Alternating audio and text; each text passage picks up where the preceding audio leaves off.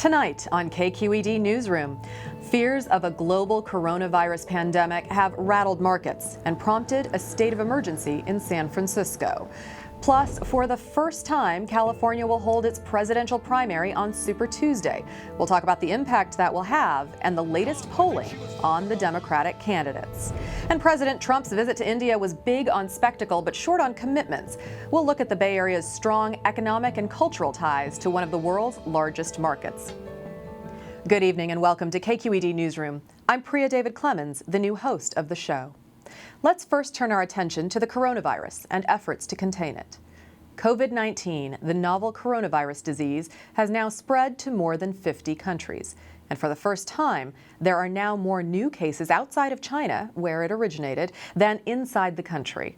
On Wednesday, President Trump held a news conference about the government's response to the illness. Flanked by health officials, he appointed Vice President Mike Pence to direct efforts to contain its spread, while seeming to downplay the risk to Americans. San Francisco, meanwhile, is on high alert. Although there have been no cases in the city, Mayor London Breed declared a state of emergency to mobilize resources and prepare for possible outbreaks. And there now appears to be a second person in the United States who contracted the virus through unknown origins. Both of those patients are from the Bay Area, Solano and Santa Clara counties. Joining me now is Dr. Charles Chiu, an infectious disease expert and professor at UC San Francisco. Dr. Chiu, thank you for being with us. I know it's a very busy time for you. Dr. Chiu, there's a lot of fear in the community right now. How much concern should people have? What level is appropriate? I think we should be worried. We definitely should be concerned because we are starting to see some cases of the virus circulating in the community. And by that, I mean cases of infection where we don't know where it came from. We don't know how this one individual from Solano County became infected. And we also do not know how the second case in Santa Clara County became infected as well. So I think we should be worried. But at the same time, we should also be quite vigilant and really be able to keep in touch with the guidance from our public health agencies and medical authorities. Which is to make sure you wash your hands, to make sure you don't touch your face after that. What else would you recommend or add to that? So the recommendation would not be to wear masks, for instance, not at this time yet. We still do not see definitive evidence that we have community transmission, where we have lots and lots of cases that are being that are circulating in the community. But the other thing would be to get your influenza vaccination, because it's still the fact that influenza is far more common than getting an infection from this virus. And so if you get your influenza vaccination, that's just to protect you from that. It's not going to help you with this new virus, though. Yes, the influenza vaccine doesn't protect you against this virus, but it does protect you against influenza. And influenza this year has already been responsible for thousands of deaths. So it's just to put things into proportion. Your risk of actually getting influenza is still far greater than your risk of getting infected with this virus. On their website, the Centers for Disease Control says, quote, "The potential public health threat posed by COVID-19, the formal name for this virus, is very high, both globally and to the United States." Where do you think we are in the trajectory of this virus? How do you expect it to evolve? Well, right now we're actually seeing more cases of infection from this virus outside of China. It used to be that the vast majority of cases were in China, but I think as of yesterday there was a turning point in that we're now seeing evidence of transmission, say, of the virus in other countries, say in South Korea, in Japan, in Italy, and Iran. So far, it appears that, at least in the United States, we still have very few cases, under 50, I believe, and of which nearly all of the cases we're able to track, meaning that they're either returning travelers from China that we're able to follow, do contact tracing on, as well as potential individuals who come back because they're quarantined. These two cases, though, are the first cases of community-acquired transmission where we did not know where they got infected from. And do you expect to see more of those? Will this become a seasonal virus? I believe that that's certainly a possibility. One thing that might happen, and that may be due to the characteristics of this virus, that roughly about the majority of people, roughly about 80 to 85% of people who are infected, they have mild symptoms or they have no symptoms at all. It's only the small fraction of, say, 10 to 15% of individuals infected who develop more severe disease, which is pneumonia. So I do feel that there is certainly the possibility, and the CDC has warned of this, there's certainly the possibility that we may see ongoing community transmission and more cases of this virus in the community. Let's turn now to talking about testing and then therapies. So first, on the testing, yesterday Governor Gavin Newsom held a press conference. He said the state had only received a few hundred test kits from the CDC and that we needed more. Can you tell us about the testing protocol and how many more kits do we need? Well, we probably will end up needing hundreds to thousands of kits. And the reason is that we desperately need kits that can be done locally. One big problem, which has been, at least in the United States, is that all testing had to be sent to a centralized laboratory, the CDC. And as a result, you would have to wait, or doctors would have to wait days, in some cases longer than 24 or 48 hours, 2 to 3 days before you get a result back. So what's really needed are diagnostic tests that could be done locally by either the county public health laboratory or by the hospital. And I think that the CDC is making efforts on moving the testing to be local. And this is part of your work. You were on with us a short time ago to talk about creating a rapid diagnostic tool, yes? How is that going? So that's going well. We've developed a point-of-care diagnostic where, in principle, we can actually diagnose this infection, get a nasal swab, get some mucus from a patient, and be able to diagnose that infection within 30 minutes. So structurally, this test works. The main challenges right now is finding a commercial partner where we could potentially put this test, get FDA approval for this test, and be able to deploy it so that it could be used to help doctors make diagnoses. And if that happens, how long would it be until we could see it in action? Well, it's my hope that we really need, because of the public health urgency of this threat, that we really need to have better diagnostic tests. So it's not just my efforts, but really kind of the efforts as a scientific community, as a clinical community. We need to have tests that could be deployed within a matter of weeks to months. And I think that's the time frame that we're talking about here. Dr. Charles Chiu, thank you so much for being with us today. Thank you. This week, stock markets around the world suffered steep losses, a sign that coronavirus-related travel restrictions and disruptions to supply chains are starting to take an economic toll. Joining me now is MarketWatch San Francisco Bureau Chief and Tech Editor Jeremy Owens. Jeremy, thanks for being here. Thanks for having me, Priya. This has been a rough week for investors. This is the worst week since the financial crisis of 2008. Coronavirus certainly seems to have been the trigger. Is all of the downward action attributable to the disease?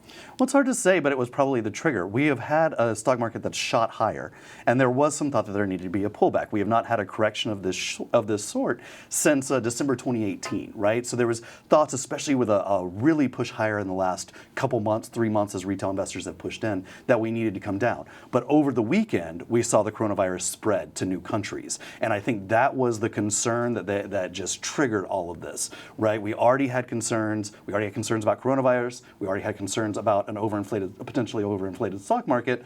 All of that coalesced this week in a gigantic decline. So what are we looking at? Do you think we're moving into a bear market? Well, we're getting close now. We have a correction, which is a 10% decline, right? We're getting close to a bear market, which is a 20% decline, but we're going to have to see where it goes from here. In the short term, this weekend, if we don't see any more shocks to the system like we saw last weekend, maybe it calms down next week.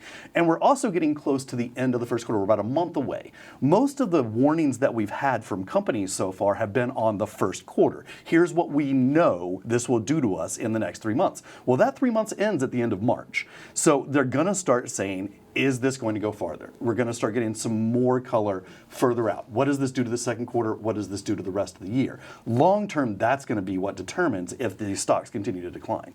We're also seeing an immediate impact here in the Bay Area on conferences, as some companies are starting to stop the conferences and cancel others. That's right. Facebook canceled a marketing conference that San Francisco Travel Bureau told us was millions of dollars that didn't come to the city. Facebook has also canceled its F8 Developers Conference, which is even larger. That's in the South Bay, right? So now we've got a Game Developers Conference coming up in San Francisco that Microsoft and 2 other large players are not going to come to. Now, the economic effects of this are immediate, right? If you talk about large scale, you're talking about airlines not getting those airfares, hotels not getting those people into the hotels. Locally, the local coffee shop isn't going to get those travelers coming in to buy their bagel and coffee before they go to the conference, right? So this is a problem both on large scale, but especially here where most of these tech conferences happen. How should the average investor be handling this?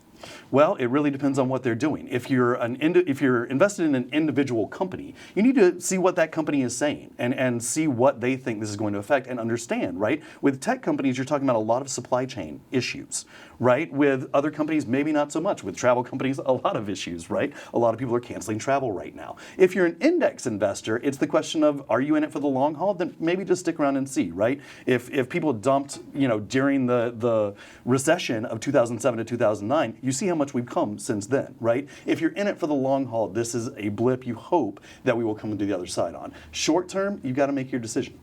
And there are a few silver linings out there. Slack, Zoom, some telecommuting products are actually doing quite well. Yeah, Zoom is up by more than 30% since the beginning of February, since this really kicked off, because it's a video conferencing software that people are going to be using more. But it's down 10% or so today because of people taking profits, I would guess. But that is the kind of thing. We've also seen Gilead, which is a local company that is trying to make a treatment for this disease. It had already been moving forward since SARS to try and develop this antiviral that could be used in there. Now it's started a phase 3 trial. It hopes to get some data by the end of April that it could potentially use to push this through for a treatment, right? So people are looking for that kind of investment. Well, what are people going to need for this? There are companies that make clothing to protect yourself, to protect health workers. That's been a hot thing. So people are looking for what they need to go into. And one of the tools that the government uses to moderate problems like this in the economy is the interest rate, the federal interest rate. And Federal Reserve is going to be meeting March 18th. There's already speculation that they'll slash the interest rate by another 1/4 or maybe even 0.5%. Where do you think it will go?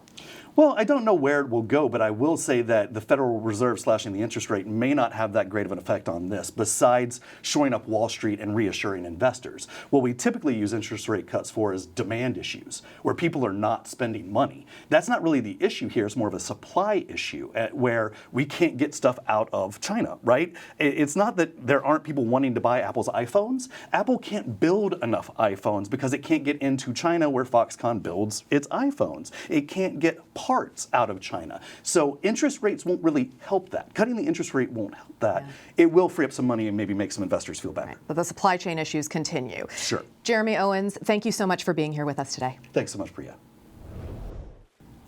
On Tuesday, California will join 13 other states to cast ballots for a Democratic presidential nominee.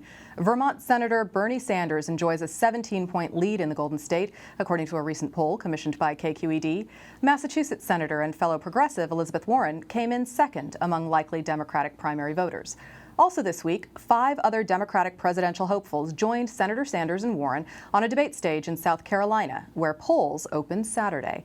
Bernie Sanders received the brunt of the attacks, while former Vice President Joe Biden appealed to African-American voters, among whom he enjoys strong support. Here to discuss this are KQED Senior Editor of Politics and Government, Scott Schaefer, and KQED Politics and Government Correspondent, Marisa Lagos. Thank you both for being here. Happy to be here. So California wanted to be more relevant in the Democratic nominating process, and they've moved their primary up, right? So now we're going to be voting on Tuesday, on Super Tuesday, for the first time instead of in June. What sort of impact is this going to have on the race? Scott, let's start with you. Well, I think a lot of people are just thrilled that California's relevant this year, more so than if we had our primary in June, which is where it used to be. The nomination is still up for grabs, and California has 415 delegates up for grabs in particular. So that's going to have a big impact. The problem with California is it's so expensive, to campaign here. And so we've seen the candidates come here to raise money, but not too many of them have really been here campaigning except for very recently. And so they're spending time in Texas and other places where they can be on television for less money. And I think another reason it was moved up is perhaps to help California candidates candidates like Kamala Harris and perhaps Eric Swalwell. They dropped out, and so you'd have to say that I think if you ask Kamala Harris if it's helped make California more relevant, she would say no. And there are a couple of polls out this week that show that Bernie Sanders certainly has the lead among likely Democratic voters here in California. Can anyone take that away from him, or is it just his to win at this point? I mean, look, after 2016, we don't make predictions in politics, right? I think that it would be very surprising if anyone were to beat Bernie Sanders. However, as you said, Elizabeth Warren is in second in that Change Research KQED poll.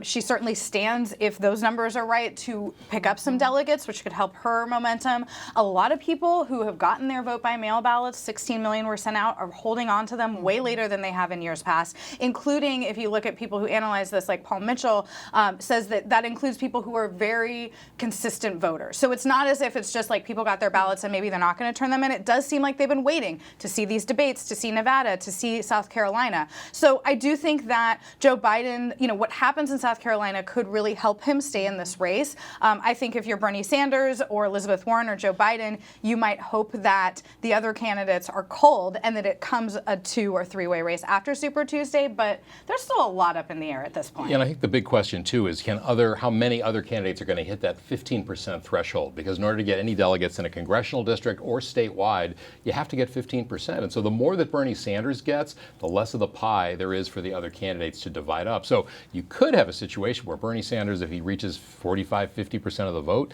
no one else reaches 15%. Right. That would be a huge win for him. And can I jump in? I mean, everything Scott said is absolutely right in terms of how hard it is to campaign here, how expensive it is. But let's be clear, it's February, right.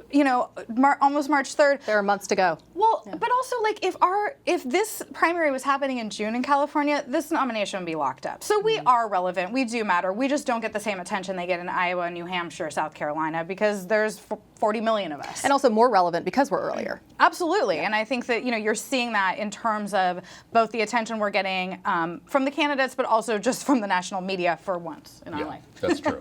Let's turn a little bit and talk about Prop D. Can you tell me a little bit about what this will do and what's significant about it, Marisa?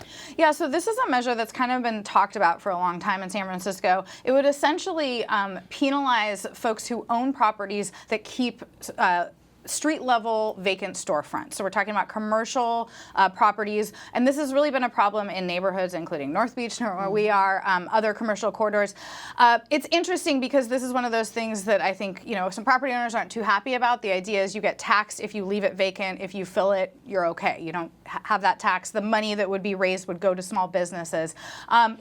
People against it say, why are you making it even harder? Retail's already suffering. But I think what's interesting is if you look at who's lined up in support of it in a town that doesn't agree on much, the mayor's on board, the more progressive supervisors, Spur, the Chronicle endorsed it.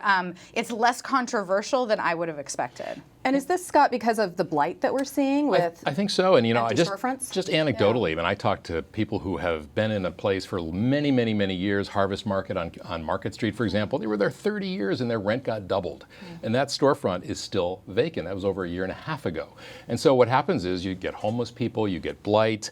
It just kind of looks bad. It's less inviting to people who want to go shop on that block or in that neighborhood.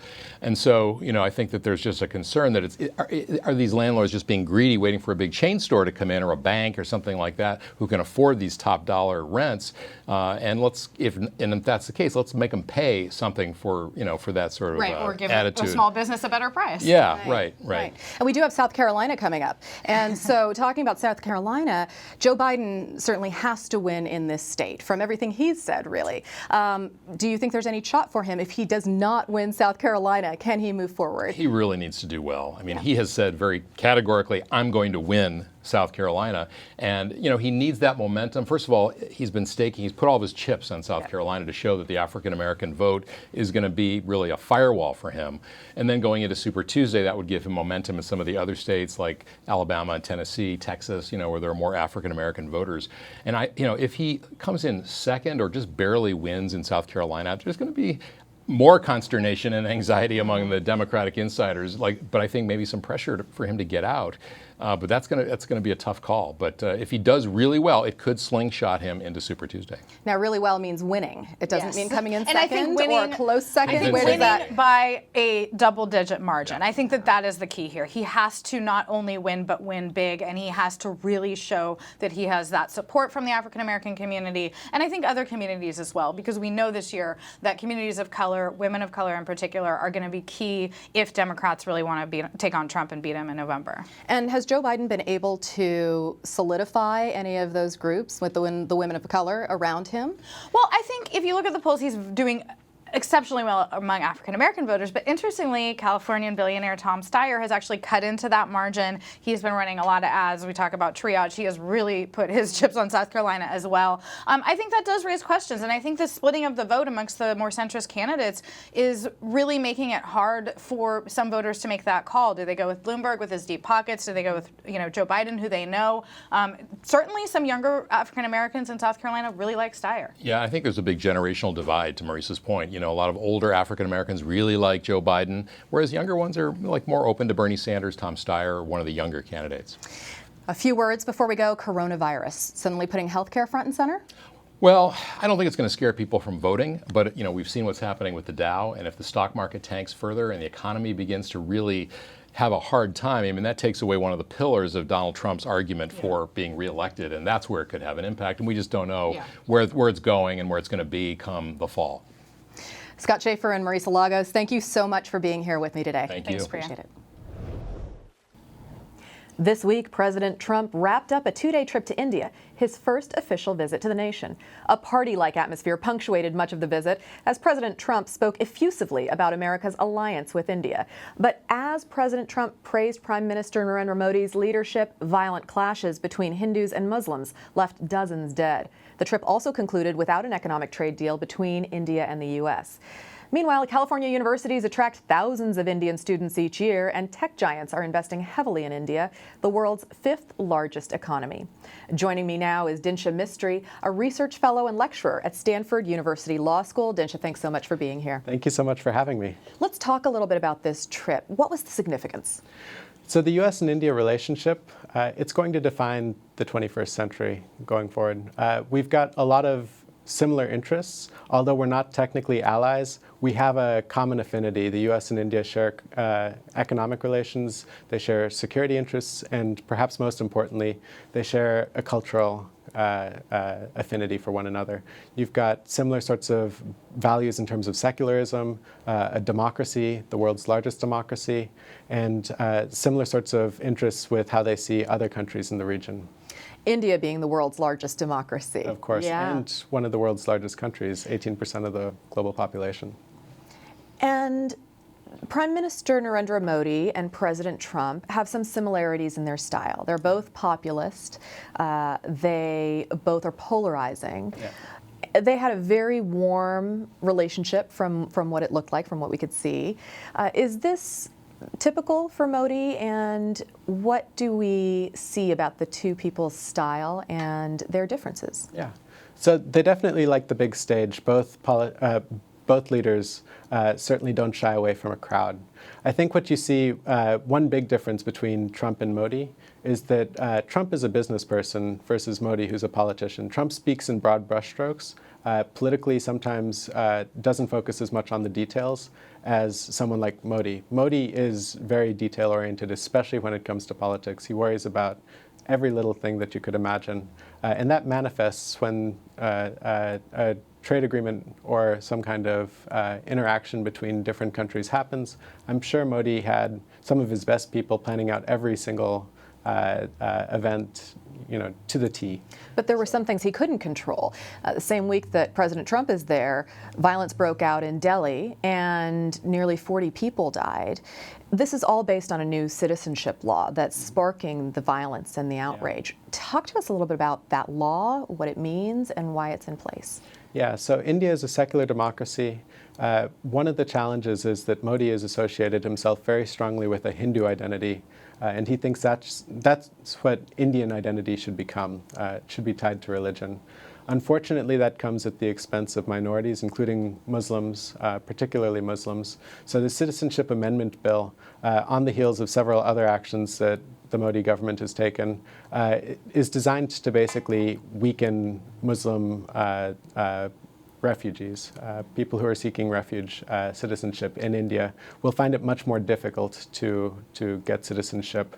There are Muslims from other countries who have historically come to India, and even in this present day, Rohingyas, for instance, coming into India looking for refuge.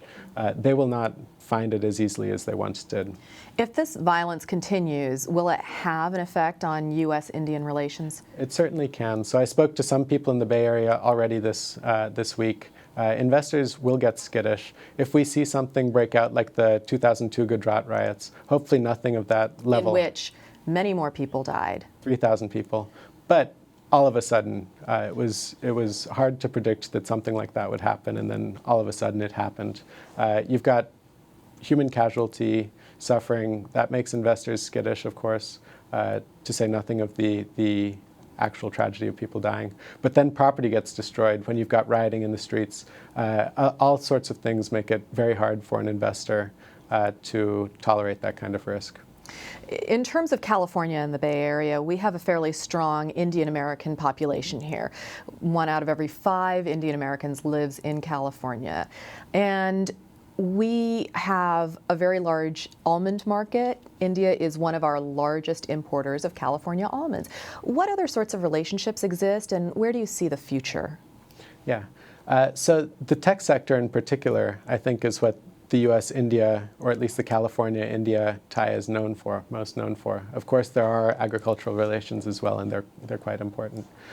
For India, going forward, the tech sector is about 10% of their economy, but it's not where the jobs are. The jobs still are in agriculture and other services. Modi's challenge is to think about how you can continue to grow the tech sector and continue to grow the economy as a whole while also producing jobs. And so that becomes a really big challenge for India, shapes the relations in terms of how we might see the tech sort of sector develop. And very quickly, there was hope of a trade deal. That didn't happen, although India did say they would buy $3 billion worth of American weapons. What's the status of the trade negotiations? Yeah, so we might see something smaller that's reached by the end of the year. But given that U.S. presidential elections are due in November, I think at least the U.S., they're going to be very busy campaigning, probably won't have enough time to really hammer out all of the issues that we need to address between the two economies. Dinsha Mistry, thank you so much for being with us today. Thank you for having me. Before we go, I'd like to take a moment to introduce myself. My parents immigrated to the United States from southern India in the 1970s. I've worked as a correspondent, anchor, and reporter for a variety of national and local news outlets, including CBS, NBC, and KTVU. You can find me on social media through my handle, Priya D. Clemens. Let me know who you are and what you'd like to see on the show. I'm looking forward to hearing from you. As always, you can find more of our coverage at kqed.org/newsroom. I'm Priya David Clemens. Thank you for joining me.